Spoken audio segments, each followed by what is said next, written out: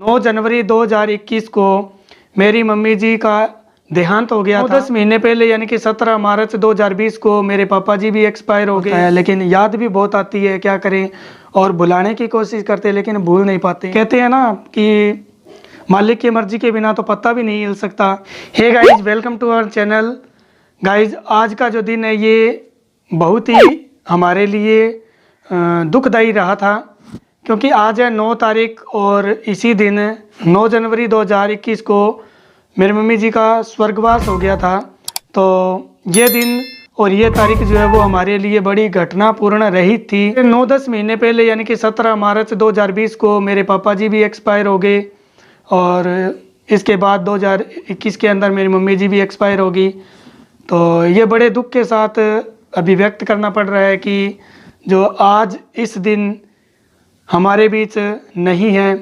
और क्योंकि जिस माहौल में, जिस घर में हम रहे हैं, उस परिस्थिति के अंदर रहे थे जब घर भी कच्चा था और घर पक्का बनाने के लिए भी कह रहे थे और सब कुछ प्रबंध कर रखा था, ईंट वगैरह भी गिरवा रखी थी। ये देख सकते हो पीछे जो ये बना रखा पक्का घर, यह घर भी बन गया, सब कुछ हो गया।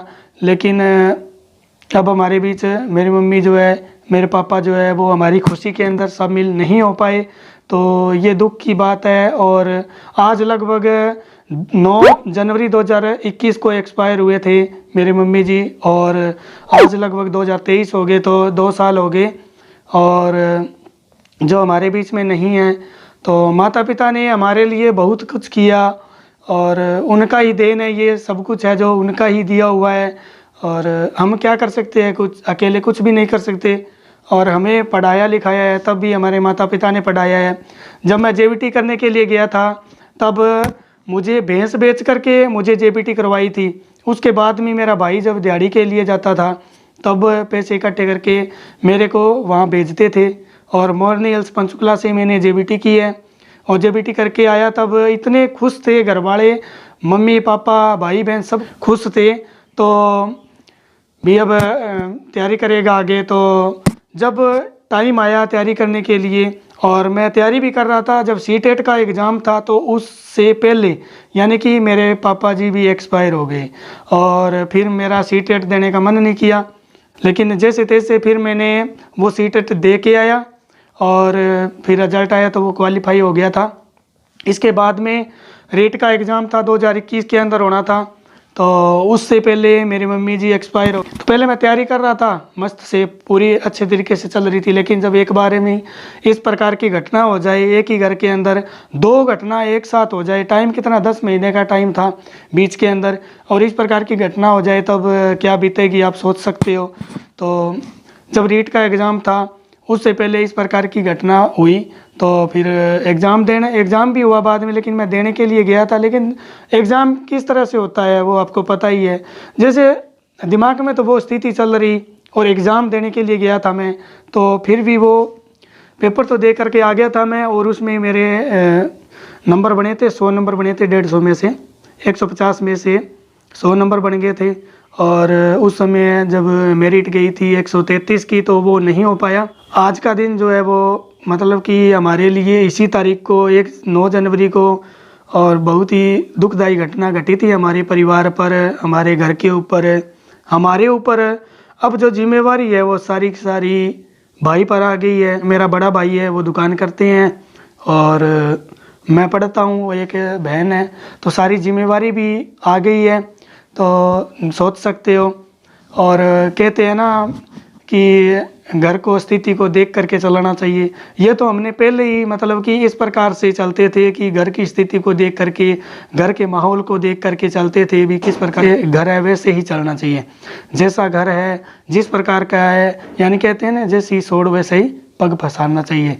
तो वैसे ही हम करते थे। लेकिन एक प्रकार का ऐसा समय आया कि इस प्रकार की घटना हो गई और हमारे बीच में नहीं रहे। मेरी मम्मी कहती थी जब बाहर जाती थी कहीं पर, जब तो कहती ऐसा घर बनेगा हमारे, या ऐसा घर बन जाए, मतलब जैसे ऐसे बिना लिपाई का है ना, ऐसा ही बन जाए तब भी बहुत खुश है। तो मतलब कि बाहर के आस पड़ोस के घर देख करके ऐसे कहती थी कि ऐसा बन जाए तो बहुत खुश है। क्योंकि मैं आपको वो ब्लॉग बनाऊंगा कि हमारा पहले कैसा घर था आज कैसा है।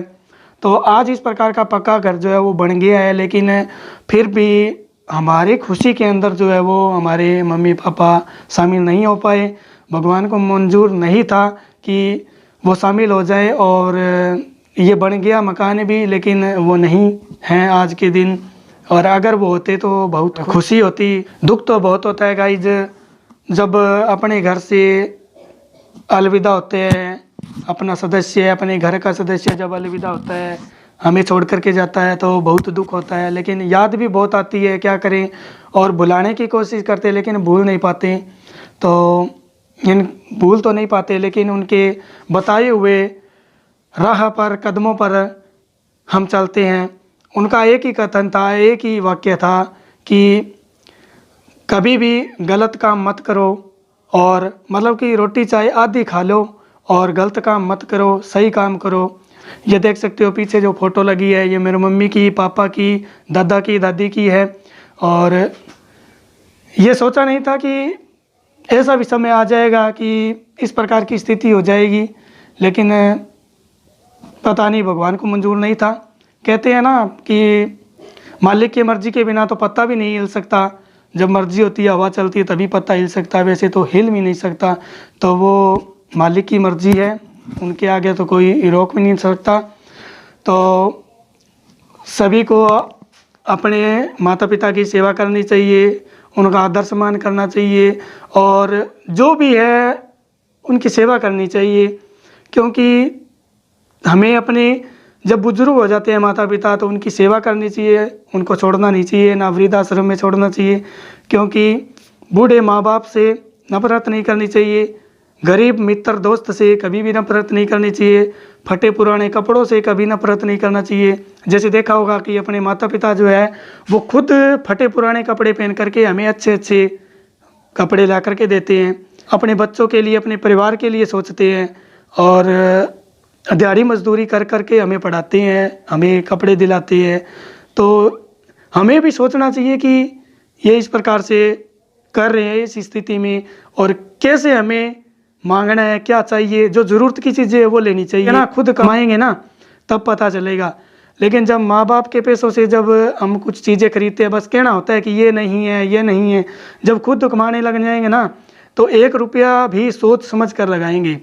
ये सोच लेना, देख लेना चाहिए आप। क्योंकि जब 1 रुपया होता है हमारे पास, तब भी हम सोचते हैं।